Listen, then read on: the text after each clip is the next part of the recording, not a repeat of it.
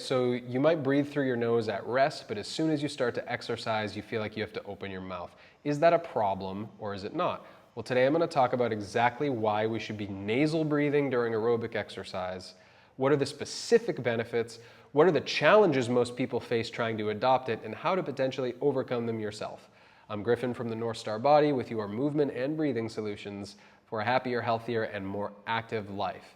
And the nasal breathing thing is interesting because even people, and I would say this is most people, who just kind of hang out and their mouth is naturally closed, which is good, still have a hard time keeping their mouth closed as soon as they start to get a little bit more active, even going for a walk for some people. Now, if you're somebody who notices you do mouth breathe at rest, so you're hanging out just kind of, and you're not aware of the health drawbacks, I'd encourage you to read some books like Breath by James Nestor or The Oxygen Advantage by Patrick McEwen. Those are two great starting points. But today we're talking about fitness because, as I mentioned, this is where the gap exists for a lot of people. So first, let's understand why breathing through your nose is hard during exercise. The feeling of air hunger, that feeling that we want to take a bigger breath or a faster breath, that we want to open our mouth, is called air hunger. You're hungry for air, right? Now, air hunger is caused not by low oxygen, but it's caused by carbon dioxide rising in the blood. Carbon dioxide is a byproduct of activity. So that means the more we move, the faster and harder we move, the more CO2 builds up in our blood. That's one of the reasons why the more we exercise, the more we feel like we have to breathe harder and faster. We feel more air hunger. Now, when we couple more physical activity with breathing through the nose, that's even more carbon dioxide. Why? Well, how do we get rid of carbon dioxide? Exhaling. As we exhale through the nose, the air moves slower. As opposed to the mouth, we can just dump out a lot of air really fast. So right away, when we feel a lot of air hunger and the body wants to get rid of extra carbon dioxide, one of the easiest ways to do that is to open the mouth and dump out more air. But that's not a good thing, necessarily. So letting out that CO2, in most people's cases, especially if you're just doing a warm-up or you're just going for a walk and you're already opening your mouth, it's not that your body needs to get rid of that CO2, it's that you haven't adapted enough to that feeling of air hunger to be able to keep a good amount of CO2 in your blood. Well, what do you mean, Griffin? What's a good amount of CO2? Isn't CO2 bad? Don't we breathe in oxygen and get rid of CO2? To a degree, we're supposed to get rid of excess CO2, but we're not supposed to get rid of all CO2. In fact, CO2 is a really important gas to keep in our bloodstream to some degree.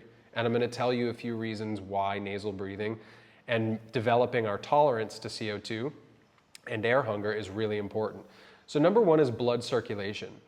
CO2 is actually a dilator of the blood vessels, which means if we breathe off too much CO2, so if we're hyperventilating, then the blood vessels start to constrict. When the blood vessels constrict, but the heart is pumping pretty fast, like during exercise, then that increases the blood pressure potentially unnecessarily. When we nasal breathe and when we adapt to this air hunger, keeping more CO2 in our blood, not just letting it all go through the mouth, well then that allows the blood vessels to open up a little bit more and for blood to flow more freely. In fact, for 1 millimeter of mercury pressure increase in CO2 in the blood, circulation increases by about 3 to 4%, and during a jog, generally, you're having about 3 millimeters mercury pressure increase in CO2 in the blood. So long story short, that means that if you switch from mouth breathing to nose breathing during a jog, you could get around 10% more blood flow to the brain, which is a lot. Number two is oxygen uptake, meaning how much oxygen can you pull into your lungs. Why? Well, because when we close our mouth and breathe through the nose, because it's a smaller airway, there's more pressure generated, which means it's easier to connect breathing through the nose to recruiting the diaphragm muscle, which is that breathing muscle under the rib cage. When we do that, the diaphragm is attached to the bottom of the lungs. And the most gas exchange, meaning the most oxygen pulled in and exchanges from the lungs to the blood, happens in the lower parts of the lungs. So the lower and deeper we can breathe, the more oxygen we can pull into the blood. The way that we can breathe lowest and deepest is through the pressure increased by, or the pressure created by breathing through the nose, as opposed to the mouth, where it's much easier to take in air really shallow and not recruit that diaphragm in its entirety. Okay, benefit number 3 is oxygen delivery to the cells. Now, this one gets confusing for a lot of people because it's like, if I breathe more, don't I get more oxygen? No. So we think about oxygen levels in the blood, which roughly remain the same no matter what you're doing if you're a healthy individual. But what causes red blood cells to actually let go of oxygen so that the cells can use them? Meaning if you're running, or if you're doing any activity, let's stick with running just for example's sake, your legs are working hard. The legs need oxygen. The muscle cells need oxygen. Now, if you're breathing off too much carbon dioxide, that changes the pH of your blood to the point where the red blood cell will want to hold on to that oxygen and not release it. However, if you leave enough carbon dioxide in your blood, that lowers the pH to a level where the oxygen, the red blood cell is willing to let go of the oxygen molecule and let those muscle cells actually take the oxygen and use it. And it's not just the muscle cells, it's the brain as well. Any cell that needs oxygen gets it if there's a healthy amount of carbon dioxide in the blood. And if you're breathing off too much carbon dioxide, the red blood cells will hold on. That's called the Bohr effect, B-O-H-R. It was discovered in the early 1900s, so I'm not making it up. It's a real scientific phenomenon, and it's one of the most widely misunderstood reasons to actually breathe a little bit less than you think you need to when you need more oxygen to the cells. The next reason, I think this is number 4, yes, this one's really important. It's actually going to calm you down. Now, at first, it feels a lot more stressful because you're not used to the air hunger. But as you adapt to nasal breathing, it forces you to breathe slower. The rate of your breath is directly related to your level of nervous system arousal. So right now, if you go for a run and you feel so much air hunger that you have to breathe fast and hard through your mouth in order to get rid of CO2 and feel less air hunger, if you're breathing this fast, you're sending a signal to your brain that you're under a lot of stress. Now, if you adapt to the air hunger and you're able to breathe while running, you're able to use a lot less energy because you're not as anxious or your nervous system isn't as jacked up. Our nervous system will always be a little bit aroused during exercise because it's a high arousal activity, right? But we don't want it to be unnecessarily high.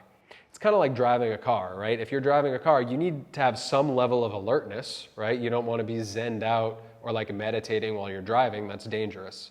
But you also don't want to be grabbing the wheel, freaking out, hypervigilant, looking at every, like losing your mind with anxiety, because that's not healthy either. You want the right level of calm, focus, and just the right level of arousal. It's the same with exercise. If you're going for a jog, think about how much more enjoyable it is, how much less likely you are to associate exercise with anxiety or stress if you're able to keep a slow, steady rate because you're not feeling as much air hunger while breathing through your nose, versus the person who's running at the same speed but going, running is going to feel a lot more stressful, and that goes for any exercise you may be doing. So if you want to make exercise more sustainable and enjoyable long term, you want it to be associated with a healthy level of nervous system arousal, not hyper arousal with a really fast breathing rate. in order to keep your breathing slow during exercise, you have to have some tolerance to air hunger and carbon dioxide. Okay, reason number 5, hydration. This particularly has to do with the exhale. So you've heard the sage advice, in through the nose, out through the mouth. No, not while exercising, at least not during aerobic activity. Because as you're running, and again, this could be cycling or moderate weightlifting or circuit training or anything where you're not pushing your heart rate to the max. When you're breathing out through your mouth, you're losing 40 to 42% more water than if you were to exhale through your nose. Okay? The nose filters, hydrates, and it retains more water when you exhale than the mouth just kind of gets rid of everything, right? So it's obviously not a replacement for drinking water and hydrating appropriately, but you just find that you're a little bit more hydrated than you would be if you were exhaling through your mouth. The last reason is just kind of a culmination of everything, which is just better fitness and performance. You're able to do more with less. Breathing through the nose ends up being less breathing than through the mouth, right? Because the nose slows the breathing down and offers more resistance, you train yourself over time to adapt to the air hunger and then to be able to do the same amount of work but with slower, more controlled breathing. In fact, the most famous study on this is called Nasal Breathing and Exercise from 2017. I think it's by somebody named Dallum, D-A-L-L-U-M. I might be wrong about that, but I think that's it. And they basically found that after 8 weeks of training nasal breathing only, participants were able to do the exact same amount of aerobic work that they were in the control, but with 22% less breathing. And that's because the breathing rate slowed down, yet they were doing the same exercise. So think about what that means for your ability to perform and your ability to shift into the next gear and hit the next level of fitness. If you train yourself to do what most people are doing, panting through their mouth, and if you're able to do the exact same thing, but